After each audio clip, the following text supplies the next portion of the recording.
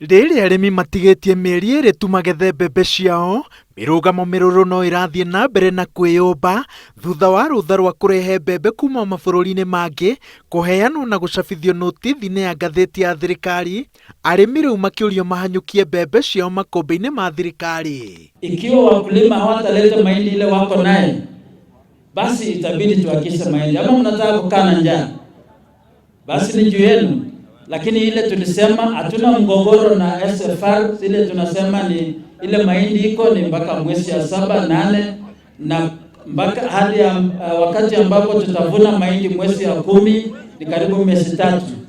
Thirikari ĩkoretwo ĩkĩaria na tũnua twĩrĩ, mwena ũmwe mũikarĩri gĩtĩ wa rũhonge rwa makũmbĩ ma thirikari Noah Wekesa akiuga atĩ minista wa ũrĩmi Mwangi Kĩũnjũri nĩarahĩngĩca bũrũri, akiuga atĩ hena bata wa kũgĩra makũnia mirioni 12 na 900,000 ma mbembe kuma mabũrũri-inĩ mangĩ kũnina ũnyihu wa mbembe ũrĩa wĩ gũkũ bũrũri-inĩ. If you were to bring in 12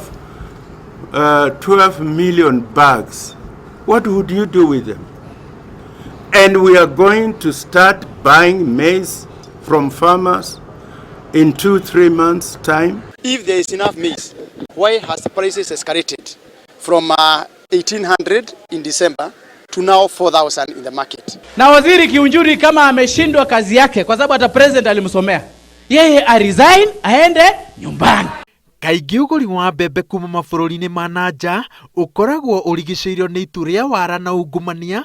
Kwa mũhiano mwaka mũthiru, onjoria makĩrĩkana atĩ mathondekire mabilioni ma mbeca makĩrehe mbembe ici na gũcienderia bodi ya irio nyũmũ, no mũrĩmi agĩtigwo agĩtara hathara, mbembe ciake ikĩaga mũndũ wa gũcigũra.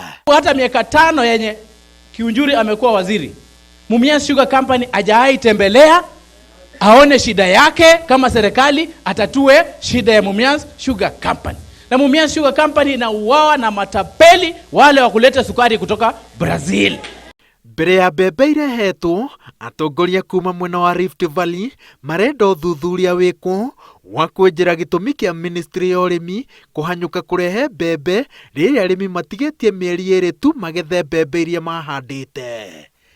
Ngĩribotera Inooro TV, njĩtagwo Waweru wa Nyambura.